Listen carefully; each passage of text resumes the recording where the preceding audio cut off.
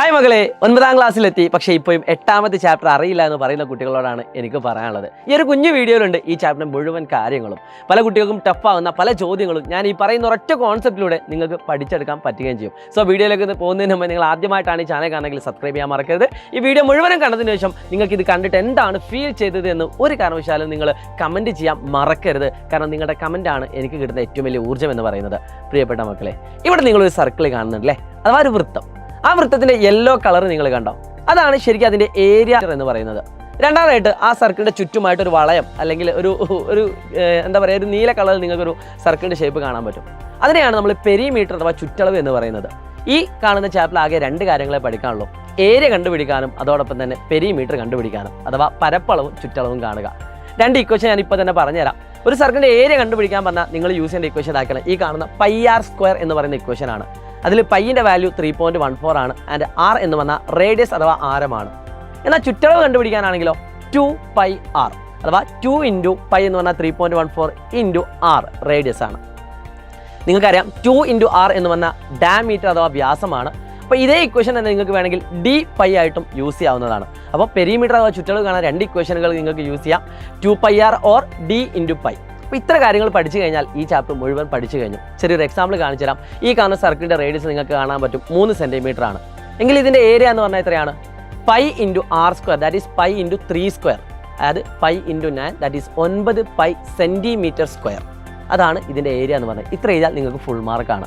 നിങ്ങൾക്ക് നിർബന്ധമുണ്ട് അല്ലെങ്കിൽ ചോദ്യ പേപ്പറിൽ പറയുകയാണ് പൈൻ്റെ വില കൊടുക്കണം എന്ന് പറഞ്ഞാൽ നിങ്ങൾ എന്ത് ചെയ്താൽ മതി? 3.14 × 9 എന്ന് ചെയ്തിട്ട് അതിൻ്റെ ഉത്തരം എത്രയാണെന്ന് നോക്കിയാൽ മാത്രം മതി.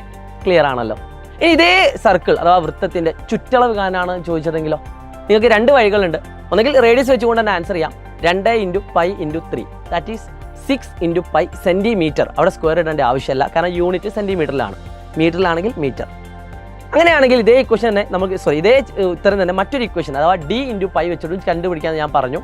നമുക്കറിയാം ഈ കാണുന്ന സർക്കിളിൻ്റെ ഡയമീറ്റർ അഥവാ വ്യാസം എന്ന് പറയുന്നത് 6 സെൻറ്റിമീറ്റർ ആണ്. സോ 6 × π എന്ന് ഡയറക്റ്റ് ആയിട്ട് നിങ്ങൾക്ക് കണ്ടെത്താൻ പറ്റും. അപ്പോൾ ഇത്രയും പഠിച്ചു കഴിഞ്ഞാൽ ഈ ചാപ്റ്റർ മുഴുവനും പഠിച്ചു കഴിഞ്ഞു.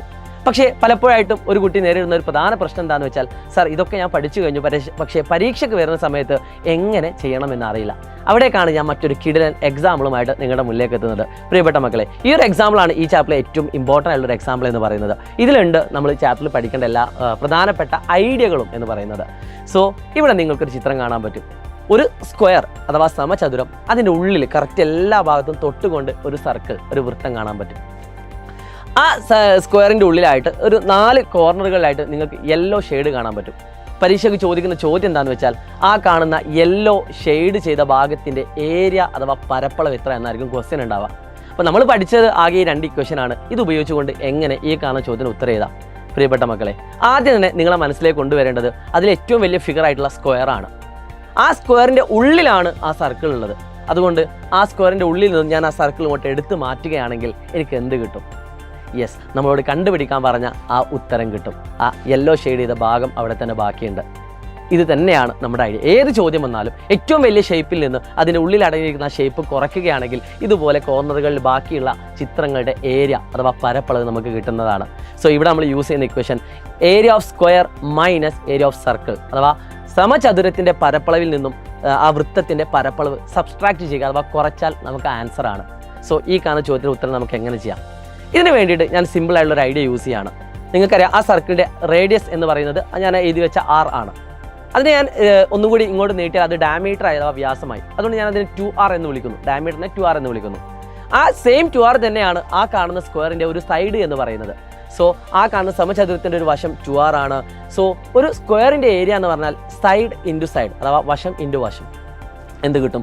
2r × 2r, that is equal to 4r² ആണ്. അപ്പോൾ ടോട്ടൽ ഏരിയ നമുക്ക് കിട്ടി. ഏറ്റവും വലിയ ഷേപ്പിൻ്റെ ഏരിയ എത്രയാണ്? 4r² ആണ്. എങ്കിൽ ആ സർക്കിളിൻ്റെ റേഡിയസ് എത്രയായിരിക്കും? പ്രിയപ്പെട്ട മക്കളെ, അവിടെ നിങ്ങൾക്ക് കൃത്യമായിട്ട് കാണാൻ പറ്റും. അതിൻ്റെ റേഡിയസ് എന്ന് പറയുന്നത് 6 ആണ്. സോ സർക്കിളിൻ്റെ ഏരിയ എന്ന് പറയുന്നത് πr² ആണ്. So final answer is 4r² minus πr². രണ്ടിലും r² കോമൺ ആയതുകൊണ്ട് നമുക്ക് വേണമെങ്കിൽ പുറത്തെടുക്കാം. r² × 4 - π is the right answer. അത്ര എഴുതിയാൽ ഫുൾ മാർക്കാണ്. നിങ്ങൾക്ക് ഇതേ ചോദ്യം തന്നെ ഏതെങ്കിലും അളവുകൾ തന്നിട്ടാണ് ചോദിക്കുന്നതെങ്കിൽ, ഫോർ എക്സാമ്പിൾ 6ൻ്റെ സ്ഥാനത്ത് 3 ആണ് എങ്കിൽ നിങ്ങൾ ഇതിൻ്റെ ആൻസർ എന്ത് ചെയ്താൽ മതി? ലാസ്റ്റ് 3² × 4 - 5 അഥവാ 3² × 4 - 3.14 ആ കിട്ടുന്ന ഉത്തരം എത്രയാണോ അതാണ് അതിൻ്റെ ആൻസർ എന്ന് പറയുന്നത്. സോ ഇത് എല്ലാ ടൈപ്പ് ചോദ്യത്തിൽ നിങ്ങൾക്ക് അപ്ലിക്കബിൾ ആണ്. ഇപ്പോൾ ഈ കാണുന്ന ഒരു എന്താ പറയുക, ഒരു ഹെക്സഗൺ അല്ലേ, അതിൻ്റെ ഉള്ളിൽ എന്തുണ്ട്? ഒരു സർക്കിൾ ഉണ്ട്. സോ നമ്മൾ എങ്ങനെ ആൻസർ കണ്ടെത്തും? അവിടെ നമ്മൾ യൂസ് ചെയ്യുന്ന ഇക്വേഷൻ സെയിം ഐഡിയ തന്നെയാണ്. ആ ഹെക്സഗൻ്റെ ഏരിയ മൈനസ് സർക്കിളിൻ്റെ ഏരിയ, അപ്പോൾ നമുക്കതിൻ്റെ ബാക്കി പാർട്ട് കിട്ടും. ഇതുപോലെ എല്ലാ ചോദ്യങ്ങളും നിങ്ങൾക്ക് ആൻസർ ചെയ്യാൻ പറ്റും മക്കളെ. ഇതുപോലെ എല്ലാ ചോദ്യങ്ങളുടെയും, അതായത് നിങ്ങൾ ഇതുവരെ കാണാത്ത പല തരത്തിലുള്ള ചോദ്യങ്ങൾ നമ്മൾ ലൈവിൽ ഡിസ്കസ് ചെയ്ത് വെച്ചിട്ടുണ്ട്. സോ ഒരു കാരണവശാലും നിങ്ങൾ ലൈവ് മിസ്സാക്കരുത്. താഴെ കമൻറ്റ് ബോക്സിൽ വേണമെങ്കിൽ അത് പിൻ ചെയ്ത് വെക്കാം. ഇനിയല്ല എങ്കിൽ സൈലം ക്ലാസ് 9 എന്ന് പറഞ്ഞ യൂട്യൂബ് ചാനൽ എടുക്കുക. അതിൽ നിങ്ങൾക്ക് സർക്കിൾ മെഷേഴ്സ് അഥവാ വൃത്തങ്ങളുടെ അളവുകളുടെ ഫുൾ ചാപ്റ്റർ റിവിഷൻ്റെ ഒരു ലൈവ് നിങ്ങൾക്ക് കാണാൻ പറ്റും. ആ ലൈവിൽ നിങ്ങൾ പോയി കാണുക, വ്യത്യസ്തമായുള്ള ചോദ്യങ്ങൾ നിങ്ങൾ പരിചയപ്പെടുക, അങ്ങനെ കോൺഫിഡൻസ് ബിൽഡ് ചെയ്യുക. ഇന്നത്തെ ഈ ക്ലാസ്സിൻ്റെ ഫീഡ്ബാക്ക് കമൻറ്റ് ചെയ്യാൻ മറക്കില്ല എന്ന പ്രതീക്ഷയോടുകൂടി ഈ ക്ലാസ് അല്ലെങ്കിൽ ഈ ഒരു സെഷൻ ഞാനിവിടെ അവസാനിപ്പിക്കുകയാണ്. It's me Shahid Ramzan from silent learning. Wish you all the best guys. Comment ചെയ്യാൻ മറക്കരുത്. ബൈ.